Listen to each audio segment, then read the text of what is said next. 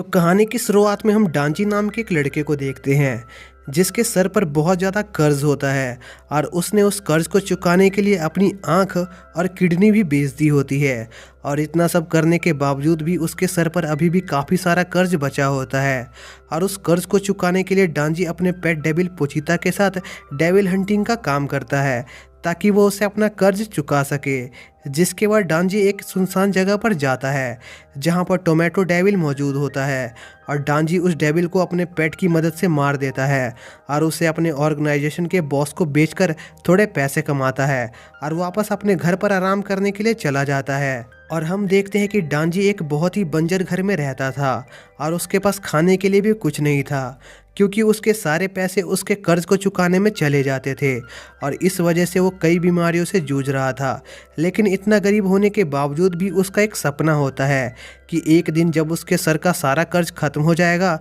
तब वो एक नॉर्मल लाइफ जिएगा और एक गर्लफ्रेंड बनाएगा। जिसके बाद हम डांजी के पास्ट का सीन देखते हैं जहां पर उसके डैड ने उनके ऊपर बहुत ज़्यादा कर्ज होने की वजह से सुसाइड कर लिया था और इसलिए उसके डैड के बॉस ने फैसला किया कि अब डांजी को उसके डैड का सारा कर्ज चुकाना होगा, नहीं तो वो उसे मारकर उसके सारे बॉडी पार्ट्स को बेच देंगे। जिससे डांजी काफ़ी डर जाता है। लेकिन तभी उसके डैड की कब्र के पास एक घायल डीमन आता है जो पोचीता होता है और डांजी उस डीमन से कहता है कि अगर वो उसकी जान बचाएगा तो उसे भी उसकी मदद करनी होगी। जिस पर घायल पोचीता मान जाता है और डांजी के ब्लड से खुद को हील कर लेता है और उन दोनों की अच्छी दोस्ती हो जाती है। जिसके बाद डांजी पोचीता की मदद से एक डेविल हंटर बन जाता है और उस बॉस को यकीन दिलाता है कि वो डेविल हंटिंग करके उनका सारा कर्ज चुका देगा। जिसके बाद हम प्रेजेंट में आते हैं जहाँ पर डांजी से मिलने उसका बॉस आता है जो उसे किसी काम से एक खास लोकेशन पर ले जाता है।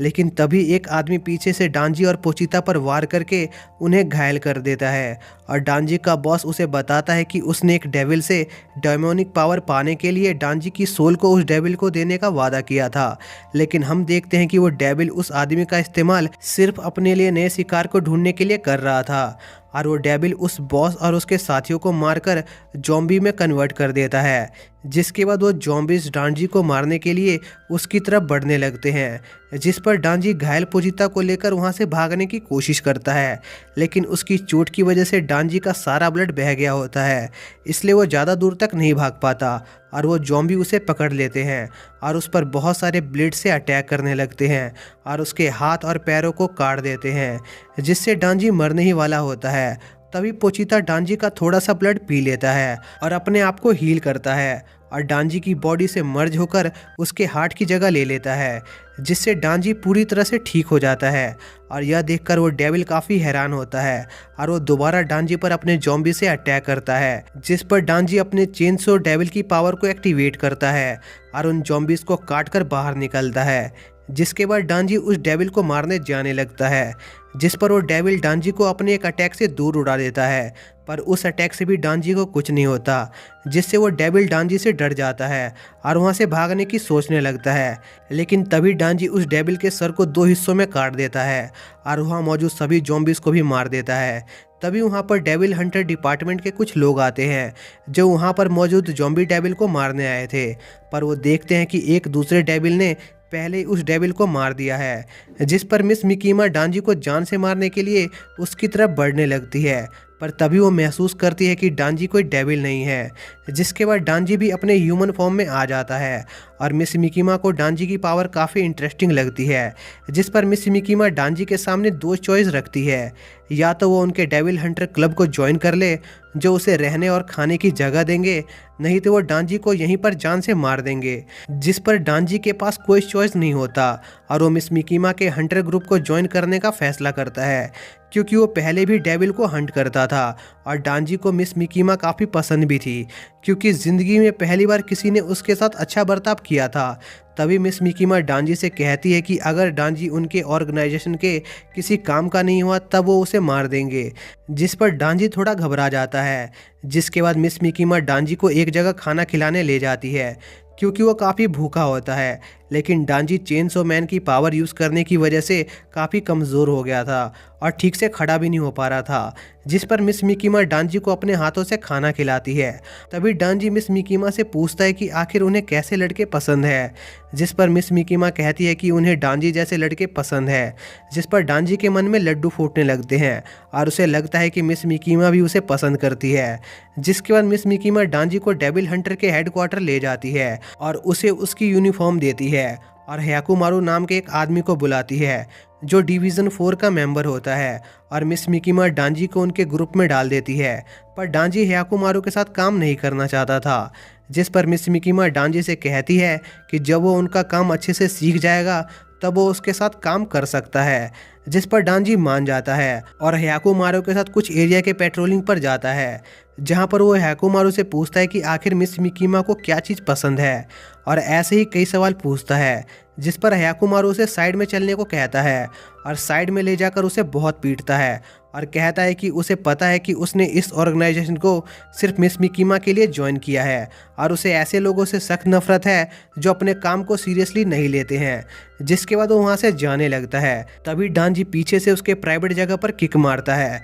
जिससे हयाकुमारू नीचे गिर जाता है। जिसके बाद डांजी उसके प्राइवेट पार्ट पर कई वार करता है और उसे कहता है कि उसने इस जॉब को सिर्फ मिस मिकीमा की वजह से ज्वाइन नहीं किया, बल्कि इस जॉब से पहले उसकी लाइफ बिल्कुल एक कचरे जैसी थी, क्योंकि उसके पास न ढंग का खाना और न रहने की जगह थी। लेकिन अब उसके पास उसकी लाइफ को चेंज करने का एक मौका है। जिसके बाद हयाकुमारू और डांजी वापस मिस मिकीमा के पास जाते हैं, जो उन दोनों को एक ही टीम में रख देती है। जिसके बाद डांजी हयाकुमारू के साथ रहने लग जाता है और खूब खाता है और खूब नहाता है। तभी एक दिन उन्हें एक मिशन के लिए बुलाया जाता है, जहां पर एक डेविल ने एक ह्यूमन की बॉडी पर कब्जा कर लिया था, जिस पर हयाकुमारू और डांजी उस जगह की इन्वेस्टिगेशन करने जाते हैं और हयाकुमारू डांजी को उसकी पावर यूज करके उस डेविल को मारने को कहता है। लेकिन डांजी उस डेविल को बिना अपनी पावर यूज के ही मार देता है, जिस पर हयाकुमारू उससे पूछता है कि आखिर उसने अपनी पावर का यूज क्यों नहीं किया, जिस पर डांजी कहता है कि उसकी पावर यूज करने पर हर जगह ब्लड फैल जाता है,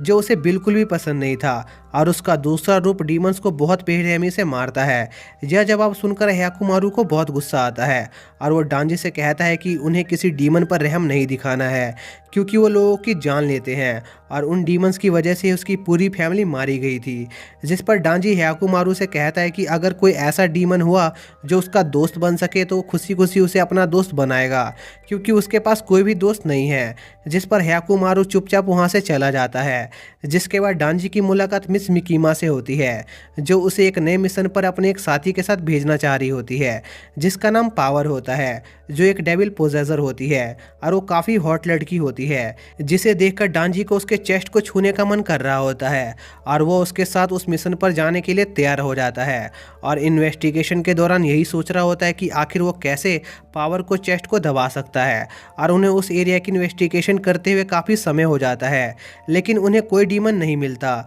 जिस पर डांजी काफ़ी परेशान हो जाता है, क्योंकि अगर उसने उस मिशन को पूरा नहीं किया तो उसे इस जॉब से निकाल दिया जाएगा। और मिस मिकीमा के कॉन्ट्रैक्ट के हिसाब से अगर डांजी उनके किसी काम का नहीं हुआ तो वो उसे मार देंगे। तभी पावर को ब्लड की स्मेल आती है और वो पागलों की तरह उस डायरेक्शन में भागने लगती है और हम देखते हैं कि उस एरिया में एक क्यूकम्बर डीमन होता है, जिसकी रिपोर्ट एक ऑफिसर अपने साथियों को दे रहा होता है। तभी पावर ऊपर से आकर उस डीमन को अपने हथौड़े से मार देती है और बहुत खुश होती है। जिसके बाद मिकीमा उस इन्वेस्टिगेशन साइट पर आती है और पावर को बिना सोचे समझे उस डीमन को मारने के लिए उस पर काफ़ी गुस्सा करती है, क्योंकि वो बिना सिविल हंटर ग्रुप के इजाज़त के किसी डीमन को नहीं मार सकती थी। जिस पर पावर इस सब का इल्ज़ाम डांजी पर डालने लगती है, जिस पर डांजी और पावर में बहस होने लगती है, जिस पर मिकीमा बड़े ही प्यार से पावर को चुप रहने को कहती है और डांजी देखता है कि किसी कारण से पावर मिकीमा से बहुत ज़्यादा डरती है। जिसके बाद मिकीमा उन्हें अगली बार से ऐसी गलती करने से मना करती है।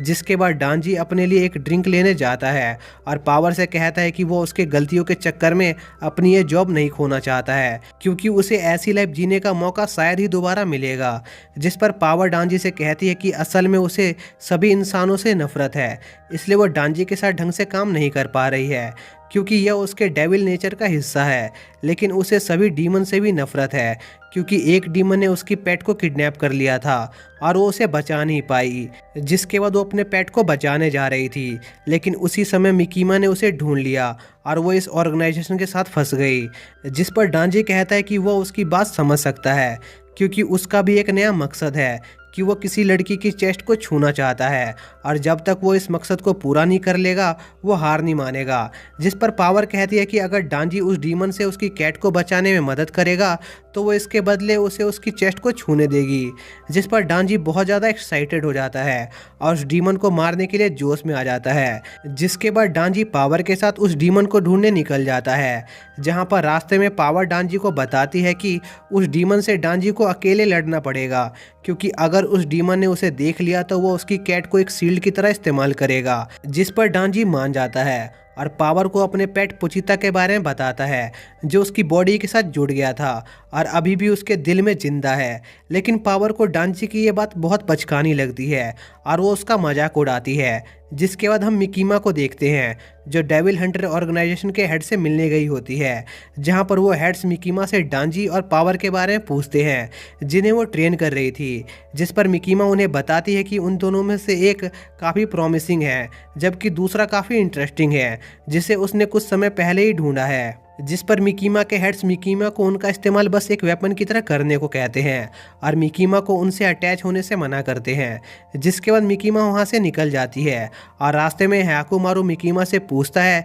कि उसे डांजी किसी भी एंगल से इंटरेस्टिंग नहीं लगता बल्कि घटिया और घिनौना लगता है, जिसे लगता है कि वो डीमन के साथ दोस्ती कर सकता है। जिस पर मिस मिकीमा हयाकुमारू से कहती है कि मैंने सुना है कि हर डीमन एक नाम के साथ पैदा होता है और जिस डीमन से लोग जितना डरते हैं वो डीमन उतना ही शक्तिशाली होता है और डांजी एक चेनसो डीमन में बदल सकता है, तो उसे यकीन है कि भविष्य में डांजी उनके बहुत काम आएगा। जिसके बाद हम डांजी और पावर को देखते हैं जो उस जगह पर पहुंचने वाले होते हैं जहां पर उस डीमन ने पावर की कैट को पकड़ रखा था और रास्ते में डांजी पावर को अपने डीमन ट्रांसफॉर्मेशन के बारे में भी बताता है, लेकिन पावर को उसकी बातों पर यकीन नहीं होता। तभी पावर डांजी पर अटैक करके उसे बेहोश कर देती है और उसे घर के अंदर ले जाती है जहां पर वो डेविल मौजूद होता है। असल में पावर ने उस डीमन से एक सौदा किया था कि वह उसे एक इंसान को सेक्रीफाइस करेगी और बदले में वो डीमन उसकी कैट को छोड़ देगा। जिसके बाद वो बैट डीमन डांजी के ब्लड से खुद को हील करता है, पर उसे डांजी के ब्लड का टेस्ट बिल्कुल भी पसंद नहीं आता और वो वहाँ से सिटी की ओर जाने लगता है ताकि वो दूसरे इंसानों को खाकर अपने मुंह का टेस्ट अच्छा कर सके। जिसके बाद हम पावर को देखते हैं जो डांजी को उसके ऊपर भरोसा करने के लिए एक बेवकूफ़ कहती है और उस बैट डीमन से उसके कैट को वापस मांगती है, पर वो बैट डीमन उस कैट को खा जाता है जिससे पावर बहुत दुखी हो जाती है क्योंकि उसकी लाइफ में सिर्फ वो कैट ही थी जिसे वो प्यार करती थी और साथ ही उसे ये भी पता होता है कि वो उस बैट डीमन को नहीं हरा सकती है। जिसके बाद वो बैट डीमन पावर को भी खा लेता है और वहाँ से सिटी की तरफ जाने लगता है। तभी वो डीमन देखता है कि डांजी उसके पैर पर चिपका हुआ है और उसका ब्लड पी रहा है, जिस पर उसे डांजी पर बहुत गुस्सा आता है और वो डांजी को मारने वाला होता है। तभी डांजी अपने चेनसो मैन की पावर को यूज करने लगता है और वो समझ जाता है कि पावर ने उसे धोखा दिया था ताकि वो अपने पेट को बचा सके और अगर वो उसकी जगह होता तो वो भी ऐसा ही करता। जिसके बाद डांजी चेनसो में बदल जाता है और उस डीमन के हाथ को काट देता है जिससे वो दोनों एक बिल्डिंग पर गिरते हैं और बैट डीमन ये देखकर काफी शौक होता है कि डांजी भी एक डीमन है।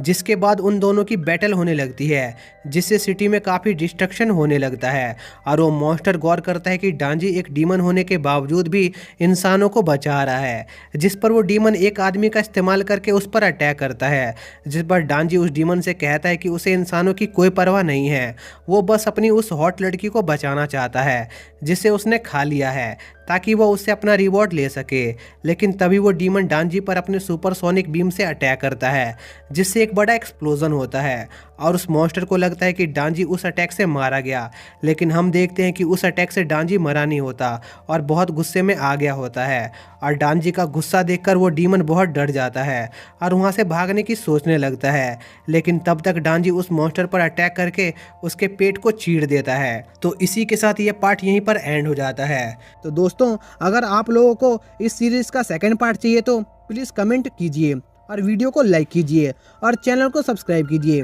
तो मिलते हैं अगली वीडियो में, तब तक के लिए बाय।